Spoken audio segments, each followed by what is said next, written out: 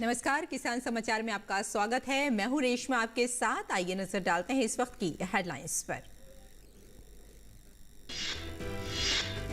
केंद्रीय कृषि मंत्री नरेंद्र सिंह तोमर ने बीज श्रृंखला विकास पर आयोजित राष्ट्रीय वेबिनार को किया संबोधित। कहा, उन्नतशील प्रजातियों के बीजों से फसल उत्पादन में बढ़ोतरी तय। अधिक उत्पादन के लिए किसानों को समय में उपलब्ध हो बीज।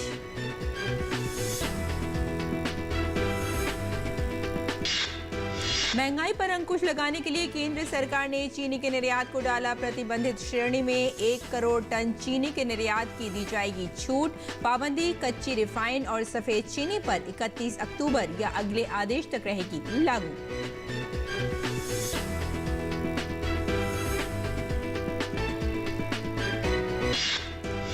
खाने के तेल की कीमतों को नियंत्रण करने के लिए भारत सरकार का अहम फैसला। कच्चे सोयाबीन और सूरजमुखी तेल के आयात पर सीमा शुल्क को मार्च 2024 तक हटाने की घोषणा। इस निर्णय से घरेलू कीमतों में आएगी नरमी और मुद्रास्फीति को नियंत्रित करने में मिलेगी मदद।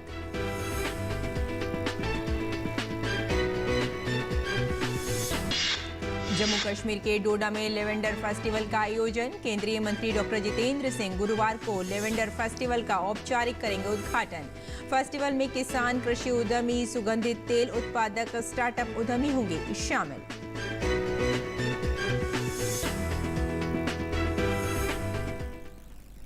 और अब समाचार विस्तार से। केंद्रीय कृषि और किसान कल्याण मंत्री नरेंद्र सिंह तोमर ने मंगलवार को नई दिल्ली में बीज श्रृंखला विकास पर एक राष्ट्रीय वेबिनार की अध्यक्षता की, जो वर्ष भर चलते रहने वाले आजादी का अमृत महोत्सव समारोह के भाग के रूप में आयोजित किया जा रहा है। इस अवसर पर तोमर ने कहा कि राज्य सरकारें केंद्र सरकार के परामर्श से किसानों के हित के लिए 10-15 वर्ष की रूपरेखा तैयार करें। तोमर ने कहा कि ये सुनिश्चित किया जाए कि किसानों को अच्छी गुणवत्ता वाले बीजों की समय पर आपूर्ति हो। उन्होंने कहा कि राज्य सरकारें कालाबाजारी और नकली बीज बेचने वालों पर सख्ती से रोक लगाएं। तोमर ने कहा कि बीजों का महत्व हम सभी जानते हैं। यदि बीज अच्छा है तो उपज अच्छी होगी, चाहे वे व्यक्ति हो या खेती के लिए बीज। खेती के लिए अच्छे बीजों की उपलब्धता से उत्पादन और उत्पादकता में वृद्धि होती है, जिसके परिणाम स्वरूप किसानों की आय में वृद्धि होती है और हमारी कृषि और देश की अर्थव्यवस्था को लाभ पहुंचाने के अलावा सफल घरेलू उत्पाद में कृषि का हिस्सा भी बढ़ता है। प्रधानमंत्री नरेंद्र मोदी के नेतृत्व में केंद्र सरकार का प्रयास है कि कृषि की ताकत देश की सुरक्षित नींव बने। हमें मिलकर शेष लक्ष्य को पूरा करना है। तोमर ने कहा कि पूरी बीज श्रृंखला को सुव्यवस्थित किया जाए ताकि किसानों को कोई परेशानी ना हो।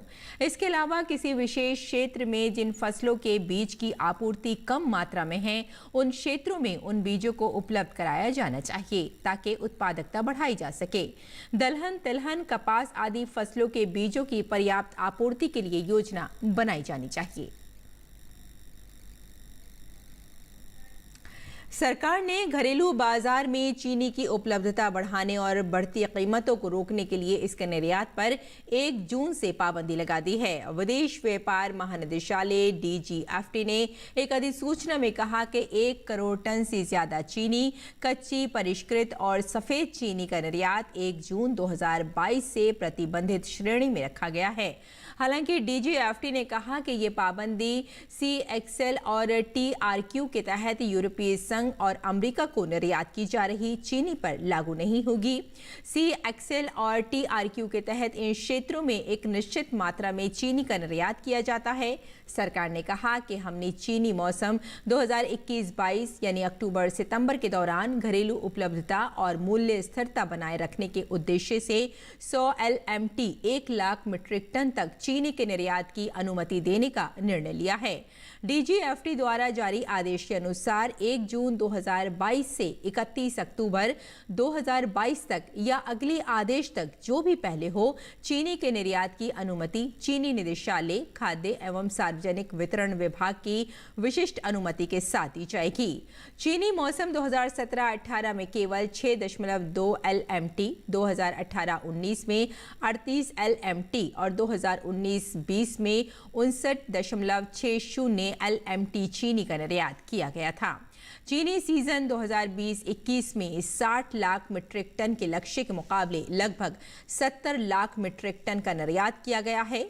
चालू चीनी सीजन 2021-22 में लगभग 90 LMT के निर्यात के अनुबंध पर हस्ताक्षर किए गए हैं। लगभग 82 LMT चीनी निर्यात के लिए चीनी मिलों से भेजी गई है और लगभग 78 लाख मीट्रिक टन का निर्यात किया गया है। चालू चीनी सीजन 2021-22 में चीनी का निर्यात ऐतिहासिक रूप से सबसे अधिक है।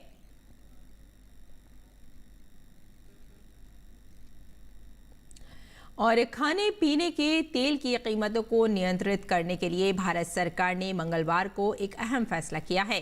सरकार ने सालाना 20-20 लाख टन कच्चे सोयाबीन और सूरजमुखी तेल के आयात पर सीमा शुल्क और कृषि अवसंरचना उपकर को मार्च 2024 तक हटाने की घोषणा की है। वित्त मंत्रालय की तरफ से जारी अधिसूचना के अनुसार लगभग 20 लाख टन कच्चे सोयाबीन और सूरजमुखी तेल पर वित्त वर्ष 2022-23 और 2023-24 में आयात शुल्क नहीं लगाया जाएगा। सरकार का मानना है कि आयात शुल्क में इस छूट से घरेलू कीमतों में नरमी आएगी और मुद्रास्फीति को नियंत्रित करने में मदद मिलेगी। केंद्रीय अप्रत्यक्ष कर एवं सीमा शुल्क बोर्ड CBIC ने एक ट्वीट में लिखा, ये निर्णय उपभोक्ताओं को महत्वपूर्ण राहत प्रदान करेगा। इसका मतलब है कि 31 मार्च 2024 तक कुल 80 लाख टन कच्चे सोयाबीन तेल और कच्चे सूरजमुखी तेल का शुल्क मुक्त आयात किया जा सकेगा। इससे घरेलू स्तर पर कीमतों को नीचे लाने में मदद मिलेगी। ये फैसला ऐसे वक्त पर लिया गया है जब रूस यूक्रेन युद्ध की वजह से यूक्रेन से सनफ्लावर ऑयल को आयात बुरी तरह से प्रभावित हुआ है। वित्त मंत्रालय के मुताबिक इस फैसले से भारत में सस्ते में अंतर्राष्ट्रीय बाजार से क्रूड सोयाबीन ऑयल और क्रूड सनफ्लावर सीड ऑयल का आयात संभव हो सकेगा। इससे कीमतों को नियंत्रित करने में मदद मिलेगी और उपभोक्ताओं को राहत मिलेगी। और जम्मू कश्मीर में लेवेंडर की खेती और सुगंधित तेल उत्पादन के माध्यम से बैंगनी क्रांति में मिसाल कायम करने वाला डोडा जिला अब लेवेंडर फेस्टिवल का गवाह बनने जा रहा है। केंद्रीय विज्ञान एवं प्रौद्योगिकी राज्य मंत्री डॉक्टर जितेंद्र सिंह ने गुरुवार को बैंगनी एयर बैलून छोड़कर इस फेस्टिवल का औपचारिक उद्घाटन किया करेंगे। वैज्ञानिक और औद्योगिक अनुसंधान परिषद CMIR के अरोमा मिशन के अंतर्गत लेवेंडर फेस्टिवल का आयोजन CSIR की जम्मू स्थित प्रयोगशाला IIIM द्वारा किया जा रहा है। डोडा जिले के भद्रवाह में स्थित हायर सेकेंडरी स्कूल में आयोजित होने वाले लेवेंडर फेस्टिवल में किसान, कृषि उद्यमी, सुगंधित तेल उत्पादक, स्टार्टअप उद्यमी शामिल होंगे। हर एक बेगड़िल वंडरलात बिखड़े पधरे सारे हो, बिखड़े पधरे सारे हो, बिखड़े पधरे सारे हो।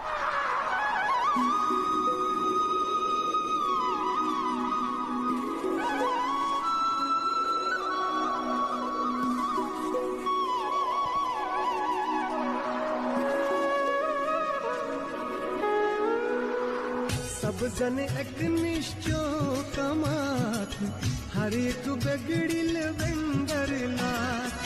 सब जन एक निश्चो कमात हर एक बेगड़िल वेंडर लात। सोची माँ केरा तब्दीली सब जन अके सोच बनात। सोची माँ केरा तब्दीली सब जन अके सोच बनात। सब जन अक निश्चो कमात हर एक बेगड़िल वेंडर लात। और CSIR केंद्रीय औषधि एवं सगंध पौधा संस्थान CMAP लखनऊ में प्रशिक्षण कार्यक्रम हुआ। सिडबी के सहयोग से 3 दिवसीय प्रशिक्षण कार्यक्रम का शुभारंभ किया गया। औषधि पौधों की वैज्ञानिक खेती का ये प्रशिक्षण है और लखनऊ में ये कार्यक्रम हुआ। सिडबी के सहयोग से 3 दिवसीय प्रशिक्षण कार्यक्रम का शुभारंभ किया गया। उप महाप्रबंधक सिडबी लखनऊ ने प्रतिभागियों को सिडबी द्वारा प्रदत्त सेवाओं के बारे में विस्तार से इस पर चर्चा भी की। और कार्यक्रम में देश के 16 राज्यों के 44 जनपदों से 63 प्रतिभागियों ने इसमें भाग लिया। ये वैज्ञानिक खेती का प्रशिक्षण है और प्रशिक्षण कार्यक्रम का उद्घाटन सीमैप के निदेशक ने किया। औषधीय एवं सघन पौधों की विश्व स्तरीय मांग को देखते हुए इनकी खेती को बढ़ावा देने की आवश्यकता भी है। किसानों के लिए औषधीय एवं सघन पौधों की उन्नत प्रजातियां इसमें विकसित भी की गई हैं और उन्नत प्रजातियों से किसानों को अधिक पैदावार मिलेगी और इसका लाभ भी उन्हें ज्यादा मिलेगा। 80 के दशक तक भारत में मेथनॉल मिंट का उत्पादन नहीं होता था और इसके बाद CSIR सीमैप के प्रयासों से मेंथा की नई प्रजातियों को विकसित किया गया। इसे भारत मेंथॉल मिंट के उत्पादन और निर्यात में विश्व में प्रथम स्थान पर है। अगले 2 दिन तक चलने वाले इस प्रशिक्षण कार्यक्रम में सीमैप के वैज्ञानिक विस्तार से इस पर चर्चा करेंगे।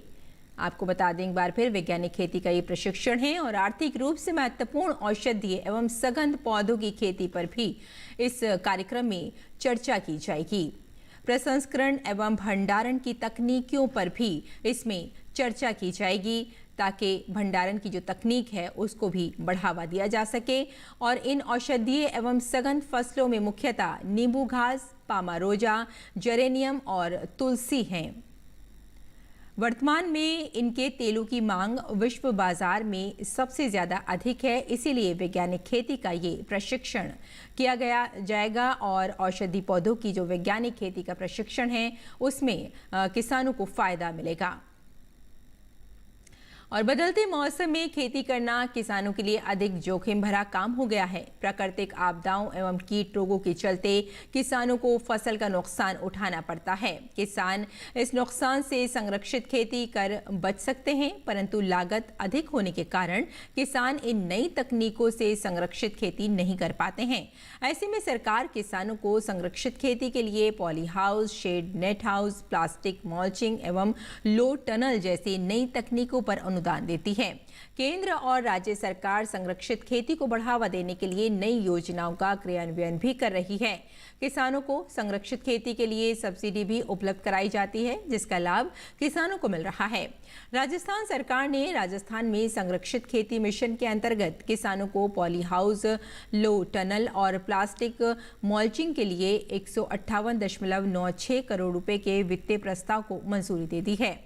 इसमें 147 करोड़ रुपए मुख्यमंत्री कृषक साथी योजना के तहत वहन किए जाएंगे। साथ ही सरकार ने इन घटकों पर सब्सिडी बढ़ाने का भी फैसला लिया है। सरकार ने राजस्थान संरक्षित मिशन योजना के तहत अलग अलग वर्ग के किसानों को अलग अलग सब्सिडी देने का भी फैसला लिया है। और असम में बाढ़ की स्थिति में और सुधार हुआ है। हालांकि 2 और लोगों की मौत भी हो गई है तथा 17 जिलों में 5.8 लाख से ज्यादा लोग अब भी प्रभावित हैं।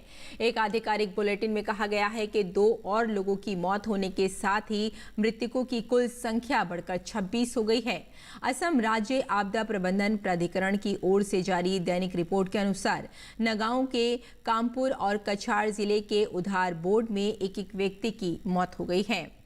ASDMA ने कहा कि कछार, दरांग, दिमा, हसाओ, ग्वालपाड़ा, गोलाघाट, हैलाकांदी, होजाड़, जोरहाट, कामरूप मेट्रोपॉलिटन, कार्बी आंगलोंग वेस्ट, करीमगंज, लखीमपुर, मोरीगांव, नगांव, नलबारी और सोनितपुर जिले में 5,80,100 से ज्यादा लोग बाढ़ से प्रभावित हैं। इस बीच सरकार और प्रशासन राहत कार्यों में जुटे हुए हैं। केंद्र सरकार ने स्वच्छ भारत मिशन शहरी के दूसरे चरण में अंतर्गत स्वच्छ सर्वेक्षण SS 2023 के 8वें संस्करण का शुभारंभ किया है। आवासन और शहरी कार्य मंत्रालय में सचिव मनोज जोशी ने नई दिल्ली में एक वर्चुअल कार्यक्रम में इसकी शुरुआत की। इस मिशन को कचरे से धन थीम के साथ तैयार किया गया है। ये सर्वेक्षण 3R यानी रिड्यूस, रिसाइकिल और रीयूज अर्थात कचरे में कमी लाने और पुनर्चक्रण करने और दोबारा उपयोग उपयोग में लाने के सिद्धांत का प्राथमिकता देता है। मंत्रालय ने यह भी कहा कि कई वर्षों से स्वच्छ सर्वेक्षण विश्व में सबसे बड़े शहरी स्वच्छता सर्वेक्षण के रूप में उभरा है। पाया गया है कि जब भी स्वच्छ सर्वेक्षण शुरू होता है तो शहरों में कई तरह की गतिविधियां शुरू हो जाती हैं और सर्वेक्षण के दौरान शहर अधिक स्वच्छ नजर आते हैं। इसीलिए SS 2023 पूर्व निर्धारित 3 चरणों के स्थान पर 4 चरणों में किया जाएगा। और अब बात कर लेते हैं मंडी भाव की और देखते हैं कि देश भर की मंडियों का क्या रहा भाव।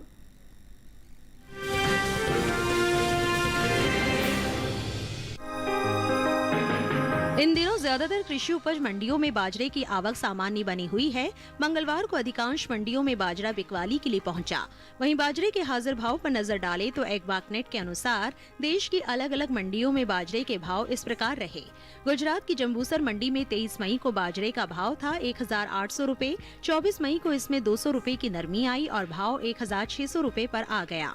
जबकि राजस्थान की जयपुर मंडी में 23 मई को बाजरे का भाव 2039 रुपए क्विंटल था, जो कि 24 मई को 35 रुपए की बढ़त के बाद 2074 रुपए क्विंटल हो गया। उत्तर प्रदेश की मथुरा मंडी में बाजरे के भाव में 23 रुपए की बढ़त देखी गई और ये 1985 रुपए से बढ़कर 2008 रुपए हो गया।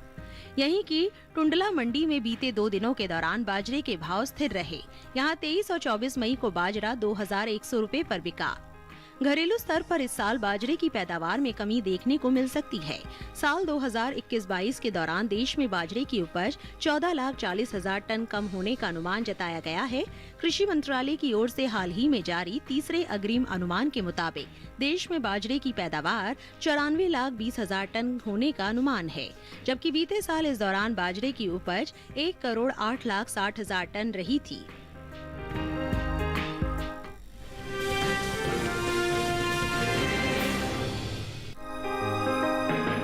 इन दिनों कृषि उपज मंडियों में लहसुन की आवक सामान्य बनी हुई है। वहीं बात लहसुन के हाजिर भाव की करें तो देश की ज्यादातर मंडियों में मंगलवार को लहसुन के सौदे उठापटक के साथ हुए। एग्बाकनेट के अनुसार जम्मू कश्मीर की नरवाल मंडी में लहसुन के सौदे तेजी के साथ हुए। यहाँ 23 मई को इसका भाव था 4,500 रुपए। 24 मई को ये 500 रुपए बढ़कर 5,000 रुपए पर हुए। वहीं पंजाब की जलालाबाद मंडी में 23 मई को लहसुन का भाव रहा 4,000 रुपए। 24 मई को इसके सौदों में 1,000 रुपए की गिरावट आई और भाव 3,000 रुपए पर आ गया। हालांकि उत्तर प्रदेश की गाजियाबाद मंडी में लहसुन के भाव में मामूली बढ़त देखने को मिली। यहाँ 23 मई को लहसुन का भाव रहा 3,960 रुपए। 24 मई को इसके सौदे 40 रुपए चढ़कर 4,000 रुपए पर हुए। इसी तरह राज्य की ही आगरा मंडी में 23 मई को लहसुन का भाव रहा 3,300 रुपए। 24 मई को इसके सौदों में 20 रुपए की तेजी आई और भाव हो गया 3,320 रुपए। इस साल लहसुन की उपज में खासी बढ़त का अनुमान जताया जा रहा है। कृषि मंत्रालय की ओर से बागवानी फसलों के लिए जारी तीसरे आंकलन में बताया गया है कि 2020-21 में लहसुन की पैदावार 2,60,000 टन बढ़कर 31,85,000 टन हो जाएगी, जबकि बीते साल की समान अवधि के दौरान इसकी उपज 29,25,000 टन रही थी। आपको बता दें कि 2020-21 के दौरान देश से लहसुन का निर्यात बीते साल के मुकाबले घटा है। भारतीय मसाला बोर्ड की ओर से जारी आंकड़ों के अनुसार 2020-21 के दौरान लहसुन का कुल निर्यात 4,330 टन घटकर महज 17,950 टन का हो पाया है, जबकि बीते साल इस दौरान लहसुन का निर्यात 22,280 टन का हुआ था।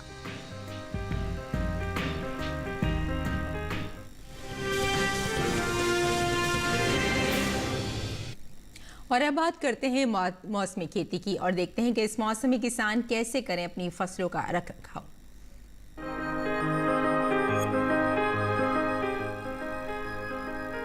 कपास की बुआई जून जुलाई में अधिक होती है, लेकिन कुछ उत्तरी राज्यों में किसानों ने इसे बोना शुरू कर दिया है। खासकर हरियाणा और पश्चिमी पंजाब के कुछ इलाकों में कपास बोई जा रही है।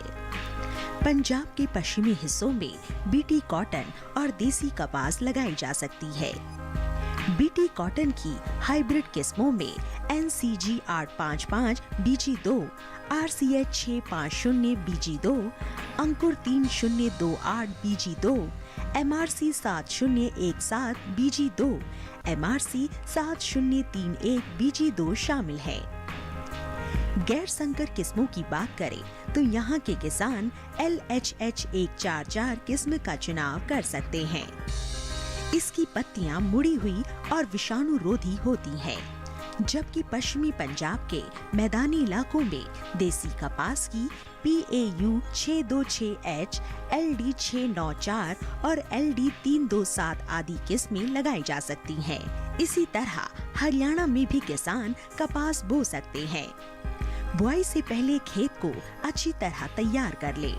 बीज को 3 से 5 सेंटीमीटर की गहराई में बोए और कतार से कतार की दूरी करीब 30 सेंटीमीटर रखें। कम वर्षा होने पर 4 से 5 सिंचाई करें। कपास में पत्ती की चित्ती और उकटा रोग का खतरा रहता है।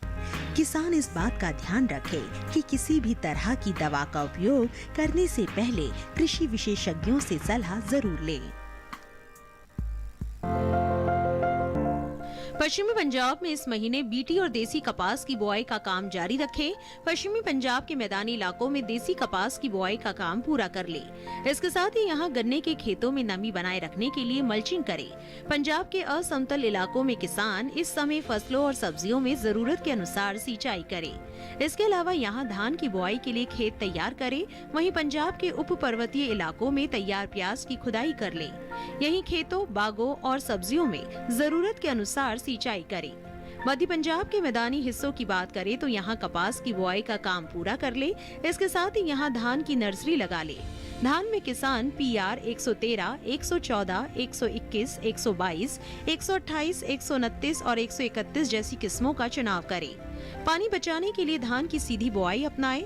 मध्य पंजाब के मैदानी इलाकों में ही सब्जियों में हर 4 से 5 दिनों के अंतराल पर सिंचाई करें। यहीं प्याज की खुदाई के अलावा टमाटर, मिर्च, बैंगन और भिंडी जैसी सब्जियों की तुड़ाई करते रहे। मध्य पंजाब में ही आड़ू और बेर के बागों में नमी बनाए रखें। पश्चिमी हरियाणा में ही बुआई के 20 से 25 दिनों के बाद मूंग में सिंचाई के अलावा पहली निराई गुड़ाई करें। इसके बाद 10 से 15 दिनों के अंतराल पर सिंचाई करते रहे। पूर्वी हरियाणा के किसान भी इस समय फसलों में जरूरत के अनुसार सिंचाई करें। यहीं कपास और मक्के की बुआई करें। इसके अलावा मूंग में सिंचाई करें। यहीं इस समय कद्दू वर्गीय सब्जियों में कीटों का प्रकोप बढ़ सकता है। ऐसे में किसान इसकी निरंतर निगरानी करते रहे। और खेती किसानी के साथ साथ आइए नजर डाल लेते हैं कुछ और महत्वपूर्ण खबरों पर, यानी सेगमेंट खास खबर। प्रधानमंत्री नरेंद्र मोदी जापान की सफल यात्रा के बाद स्वदेश लौट आए हैं। प्रधानमंत्री मोदी ने जापान की अपनी 2 दिवसीय यात्रा के दौरान क्वाड शिखर सम्मेलन समेत कई कार्यक्रमों में भाग लिया। प्रधानमंत्री मोदी ने अमेरिकी राष्ट्रपति जो बाइडेन, जापान के प्रधानमंत्री फूमियो किशिदा और ऑस्ट्रेलिया के PM एंथनी अल्बनीज के साथ द्विपक्षीय वार्ता की। क्वाड शिखर सम्मेलन में भाग लेने के बाद जापान यात्रा से लौटे प्रधानमंत्री नरेंद्र मोदी ने जापान यात्रा की कुछ झलकियां ट्विटर पर साझा की। उन्होंने कहा कि टोक्यो में मित्रों के बीच होना बहुत खुशी की बात है। PM ने कहा कि क्वाड इंडो पैसिफिक क्षेत्र के लिए एक कंस्ट्रक्टिव एजेंडा लेकर चल रहा है। कर्नाटक में मंगलुरु के मलाली में जामा मस्जिद के नीचे एक हिंदू मंदिर जैसा वास्तुशिल्प डिजाइन पाया गया है, जिसके बाद मंगलुरु के इस स्थल के नजदीक 26 मई की सुबह 8 बजे तक पूजा स्थल से 500 मीटर के दायरे तक धारा 144 लगा दी गई है। सुरक्षा के मद्देनजर आसपास के क्षेत्रों में पुलिस बल तैनात कर दिया गया है। तमिलनाडु में भारतीय जनता पार्टी के नेता बालचंद्रन की हत्या हो गई है। चेन्नई के चिंताद्रिपेट में 3 अज्ञात लोगों ने उनकी हत्या कर दी। बालचंद्रन भाजपा के सेंट्रल चेन्नई SC/ST विंग के अध्यक्ष थे। चेन्नई पुलिस ने बताया कि मामले में आगे की जांच जारी है। जम्मू कश्मीर के उपराज्यपाल मनोज सिन्हा ने बडगाम के चदूरा में आतंकियों द्वारा मारे गए राहुल भट्ट के परिवार से मुलाकात कर शोक संवेदना व्यक्त की। उन्होंने पीड़ित परिवार से मिलकर हर संभव मदद का भरोसा दिया। देश भर में पिछले 24 घंटों में 2124 मामले दर्ज किए गए। वहीं पिछले 24 घंटों में 1977 मरीज उपचार करवाकर स्वस्थ हो चुके हैं, जिसके बाद देश में रिकवरी रेट 98.75% हो गया है। देश में अब तक 192.67 करोड़ से अधिक कोविड रोधी टीके लगाए जा चुके हैं। टीकाकरण अभियान देश में लोगों की कोविड से सुरक्षा का एक महत्वपूर्ण माध्यम है और इसकी उच्च स्तर पर लगातार समीक्षा और निगरानी की जा रही है। भारत का कोयला उत्पादन इस साल मई के पहले पखवाड़े के दौरान भी अपनी रिकॉर्ड उपलब्धि को जारी रखे हुए है। मई के पहले पखवाड़े के दौरान कुल कोयला उत्पादन बढ़कर 33.94 मिलियन टन हो गया, जो पिछले वर्ष की इस अवधि के दौरान 24.91 मिलियन टन के उत्पादन की तुलना में 36.23% की वृद्धि को दर्शाता है। उत्तराखंड के केदारनाथ मंदिर और आसपास के इलाकों में बर्फबारी से तापमान में गिरावट दर्ज की गई है। मंगलवार को भी बर्फबारी के बीच बड़ी संख्या में यात्री दर्शन के लिए धाम पहुंचते रहे। सुरक्षा में लगे आईटीबीपी एवं पुलिस के जवान तीर्थ यात्रियों को दिक्कत न हो, इसके लिए मौके पर मौजूद रहे। अनंतनाग जिला प्रशासन वार्षिक अमरनाथ यात्रा को सफल बनाने और अमरनाथ यात्रियों को सभी सुविधाएं उपलब्ध कराने के लिए आवश्यक प्रबंध और उपाय कर रहा है। अमरनाथ यात्रा 30 जून को शुरू होगी और 11 अगस्त को संपन्न होगी। वहीं यात्रियों के लिए स्वास्थ्य सुविधाएं बढ़ाई जा रही हैं। तो किसान समाचार में फिलहाल इतना ही। अनुमति दें। नमस्कार।